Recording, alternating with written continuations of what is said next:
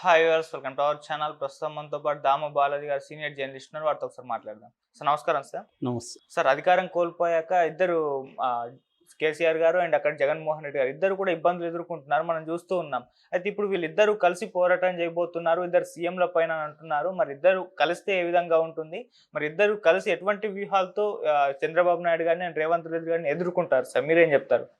కేసీఆర్ జగన్ మళ్ళీ కలిసి ఒక ఉమ్మడి వ్యూహం రచిస్తున్నారు. ఎందుకంటే మామూలుగా ఒక సామెత ఉంది, శత్రువుకి శత్రువు మనకు మిత్రుడని. సో కేసీఆర్కి శత్రువు రేవంత్ రెడ్డి, చంద్రబాబు కూడా. అట్లాగే జగన్కి శత్రువు చంద్రబాబు, రేవంత్ కూడా. ఎందుకంటే రేవంత్ చంద్రబాబు క్వైట్ ఆపోజిట్ కూటమిలో ఉన్నప్పటికీ వాళ్ళిద్దరి మధ్య ఒక కెమిస్ట్రీ అనండి, ఫిజిక్స్ అనండి, ఏమన్నా వాళ్ళిద్దరి మధ్య ఒక బంధం అయితే ఉంది. ఓకే. సో అది మనకి ఎప్పటి నుంచో ఆయన పనిచేయడం, ఆయన నాకు గురువు లాంటి వాడు అని చెప్పుకోవడం, ఆ తర్వాత గురువు అంటే ఆయన అట్టయి నా సహచరుడు అనడం, ఏదేమైనా రేవంత్ రెడ్డికి చంద్రబాబుకి ఒక విడదీయరాని అనుబంధం అయితే ఉంది. సో ఇప్పుడు వీళ్ళిద్దరు రావడం వల్ల వాళ్ళిద్దరు వ్యూహాలు ఎలా ఉంటాయి? ఆ చంద్రబాబు నిజానికి రేవంత్ రెడ్డికి హెల్ప్ చేశాడు గెలవడానికి కూడా. ఎందుకంటే చంద్రబాబు గారిని పోటీ చేసి ఉంటే కొంత ఓట్లు చీలేవి. అందుకని చంద్రబాబు పోటీ చేయకుండా పరోక్షంగా కాంగ్రెస్కి ఓట్లు వేయమని కమ్మ సామాజిక వర్గానికి చెందిన గ్రూపులు కావచ్చు, తెలుగుదేశం అభిమానుల గ్రూపులు కావచ్చు, అవన్నీ కూడా చెప్పుకున్నా. నాతో కూడా చాలామంది నేను జీవితంలో కాంగ్రెస్కి ఓటు వేయలేదు సార్, నేను ఇప్పుడు కాంగ్రెస్కి వేయాల్సిన పరిస్థితి ఏర్పడింది రేవంత్ రెడ్డి కోసం అని చెప్పిన వాళ్ళు ఉన్నారు. సో అలాగా క్లియర్గా చంద్రబాబు నాయుడు రేవంత్ రెడ్డికి హెల్ప్ చేశాడు. అట్లాగే చంద్రబాబు నాయుడికి ఉన్న సపోర్ట్ సిస్టమ్స్, ముఖ్యంగా మీడియా, రేవంత్ రెడ్డికి పనిచేసింది మీడియా, ఇప్పటికీ పనిచేస్తుంది. ఎందుకంటే ఆ మీడియా చాలా ఇంపార్టెంట్. రేవంత్ రెడ్డి కూడా ఆ మీడియాకి ఏమేమి కావాలో తను చూసుకుంటున్నాడు. అంటే క్లియర్గా చంద్రబాబుకున్న సపోర్ట్ సిస్టమ్స్ కావచ్చు, పొలిటికల్ ఇది కావచ్చు, బేస్ కావచ్చు, అవన్నీ రేవంత్ రెడ్డికి ఇక్కడ ట్రాన్స్ఫర్ చేశాడు. సో దానివల్ల రేవంత్ రెడ్డికి హెల్ప్ అయింది. ఆ మేరకు కేసీఆర్కి నష్టం జరిగింది చంద్రబాబు వల్ల. సో అట్లాగే జగన్కి కూడా గతంలో చంద్రబాబు వీళ్ళు కూడా ఆరోపించారు, ఇక్కడ నుంచి ఫండ్స్ వెళ్తున్నాయి అక్కడికని. ఎందుకంటే అక్కడ హైదరాబాదులో ఆస్తులు ఉండడం, హైదరాబాదులో ఫండర్స్ ఉండడం, దీన్ని ఇక్కడ నుంచి ఆంధ్రప్రదేశ్కి షిఫ్ట్ చేయడం, ఇవన్నీ కూడా హైదరాబాద్ అనేది ఒక ఇంపార్టెంట్ సెంటర్ కాబట్టి ఇక్కడ ఎవరికి పవర్ ఉంటే ఆంధ్రప్రదేశ్లో కూడా ఆ రకంగా ఉపయోగపడుతుంది. సో చాలామందికి హైదరాబాద్లో ఆస్తులు ఉంటాయి. ఈ మధ్య కూడా ఒక తెలుగుదేశం అనంతపురం ఎమ్మెల్యే ఇంకొక తెలుగుదేశం వ్యాపారవేత్తని వేధిస్తుంటే ఆ వ్యాపారవేత్త మినిస్టర్ని కలిశాడు, లోకేష్ని కలిశాడు, చంద్రబాబుని కలిశాడు. కానీ ఈ ముగ్గురు కూడా ఆ ఎమ్మెల్యేని కంట్రోల్ చేయలేకపోయారు. చివరికి అతను ఇక్కడ హరీష్ రావుని కలిస్తే హరీష్ రావు ఆ ఎమ్మెల్యేని కంట్రోల్ చేయగలిగాడు, పవర్ లేకుండా కూడా. ఎందుకు? ఆ ఎమ్మెల్యేకి ఇక్కడ ఆస్తులు ఉన్నాయి కాబట్టి, అరే బిడ్డ నీకు హైదరాబాద్లో ఆస్తులు ఉన్నాయి, నువ్వు మా వాడిని కానీ అక్కడ వేధిస్తే నీ ఆస్తులు నీ దగ్గరికి రావు, దక్కవు అని అతను బెదిరించగలిగాడంటే హైదరాబాద్ ఎంత ఇంపార్టెంటు ఆంధ్రప్రదేశ్లో ఉన్న నాయకులకి అని మనకు అర్థమవుతుంది.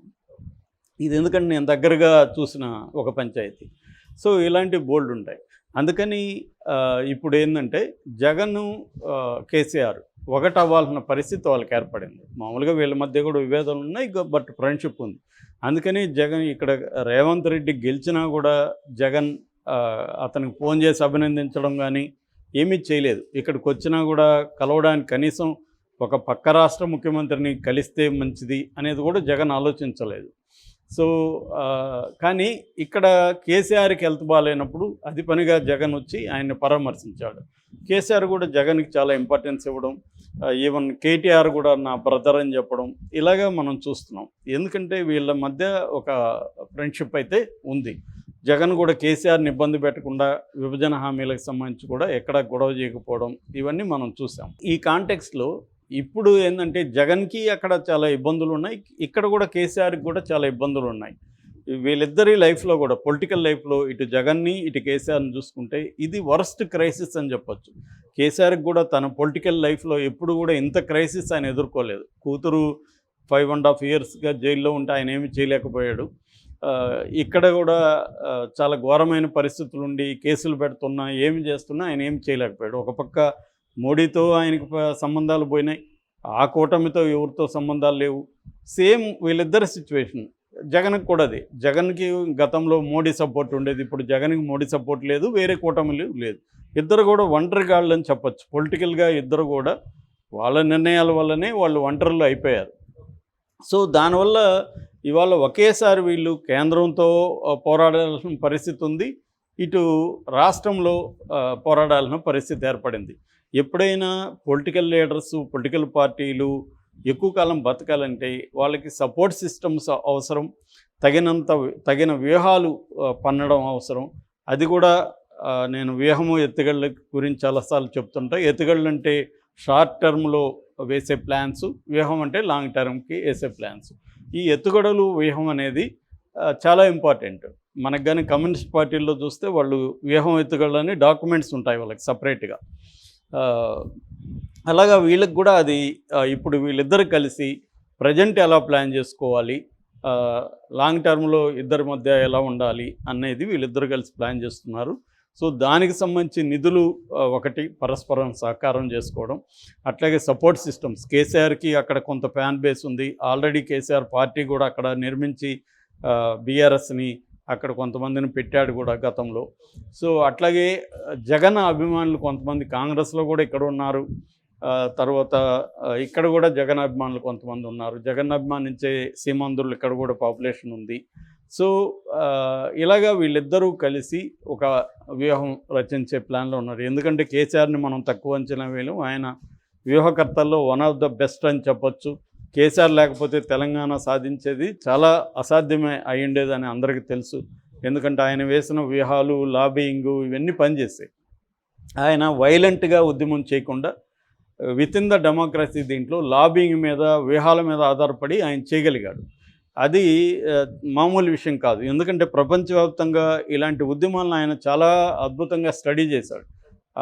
ఒకసారి నేను కూడా కొన్ని సినిమాలు వాళ్ళకి ఇచ్చాను. అంటే వరల్డ్ వైడ్గా ఇట్లాంటి ఉద్యమాలు మీద వచ్చిన సినిమాలు అడిగితే ఎవరు, నేను కొన్నప్పట్లో డౌన్లోడ్ చేసి సీడీల్లో ఇచ్చాం.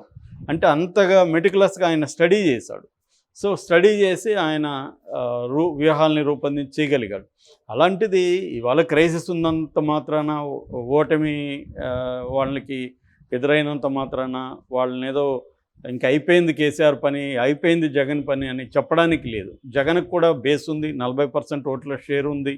అతనికి సపోర్ట్ సిస్టమ్స్ చంద్రబాబుతో ఈక్వలెంట్గా లేకపోయినా తన సపోర్ట్ సిస్టమ్ తనకున్నాయి. అట్లాగే ఇప్పుడు ఇండియా కూటమిలో కూడా జగన్ చేరే అవకాశాలు కూడా కనిపిస్తున్నాయి. సో ఆ యాంగిల్లో జగన్కి కూడా కొంత బలం ఉంది. సో ఇప్పుడు ఏంటంటే ఎప్పుడైనా యుద్ధంలో కానీ పాలిటిక్స్లో కానీ డిఫెన్స్, అఫెన్స్ అనేది చూసుకుంటారు. అంటే శత్రువు బలంగా ఉన్నప్పుడు తాము 2 అడుగులు, 1 అడుగు ముందుకు 2 అడుగులు వెనక్కని లెనిన్ పాపులర్ కొటేషన్ ఉంది. అంటే విప్లవకారులు కూడా ఒక్కొక్కసారి 2 అడుగులు వెనక్కేస్తారు, మళ్ళీ 1 అడుగు ముందుకేస్తారు. ఇలా ముందుకు వెళ్ళడం అనేది జరుగుతుంది. అంటే మామూలుగా విప్లవంలో ఒక మాట చెప్తుంటారు, చాలాసార్లు శత్రువు బలంగా ఉన్నప్పుడు మనం బతికుండడమే మన సక్సెస్ అని. అంటే వీళ్ళు మళ్ళీ పోరాడడానికి వీళ్ళు బతికుండాలి కదా. అందుకని ఒక క్రైసిస్ వచ్చినప్పుడు మనం ఏం చేయాలంటే ఆ క్రైసిస్లో మనం రూయిన్ కాకుండా చూసుకోవాలి. ఇప్పుడు కేసీఆర్ అదే చేస్తున్నాడు. కేసీఆర్ ఏంటంటే ఆయన ఏదో నిన్ననే కేటీఆర్ ఒక మాట అన్నాడు, కేసీఆర్ మౌనం మౌనం కాదు గోడకు వేలాడే తుపాకని. ఇది ఒకప్పుడు కమ్యూనిస్టులు వాడేవాడు. మా హాస్టల్లో గోడల మీద రాసి ఉండేది ఈ స్లోగన్, నా మౌనం మౌనం కాదు గోడకు వేలాడే తుపాకని రాసుకునేవాళ్ళు అప్పుడు రాడికల్ స్టూడెంట్స్. అంటే నేను సైలెంట్గా ఉన్నానంటే అర్థం నేను ఇట్లాగే వీక్గా ఉన్నట్టు కాదు, అది తుపాకి వేలాడుతుంది, ఎప్పుడైనా ఫైర్ చేయొచ్చు అనేది కేటీఆర్ మాట్లాడాడు. అది వాస్తవం కూడా. కేసీఆర్ సైలెంట్గా లేడు, ఆయన వ్యూహాలు రచిస్తున్నాడు. మన బలాలేంటి, మన బలహీనతలు ఏంటి, నెక్స్ట్ స్టెప్. ఎప్పుడు కూడా చెస్ గేమ్లో ఒక 10 ఎత్తుల తర్వాత ప్రత్యర్థి వ్యూహం ఎలా ఉంటుందో పసిగట్టగలిగిన వాడే గెలుస్తాడు. సో సహజంగానే జగన్కి చెస్ బాగొచ్చు, చెస్ గేమ్ ప్లేయరు. కాబట్టి వీళ్ళిద్దరు కూడా ఇప్పుడు వీళ్ళ వ్యూహాలు ఏంటి, భవిష్యత్తులో ఎలా ఉండబోతున్నాయి, దానికి తగినట్టుగా మనం ఏం చేయాలి, ఈ వ్యూహాలు రచిస్తూ ఉండడం, రేవంత్ రెడ్డిని ఎట్లా ఇరుకుని పెట్టాలి, చంద్రబాబుని ఎట్లా దెబ్బ కొట్టాలని ఇద్దరు కలిసి ఆలోచిస్తున్నట్టుగా, వ్యూహాలు పన్నుతున్నట్టుగా చెబుతున్నారు.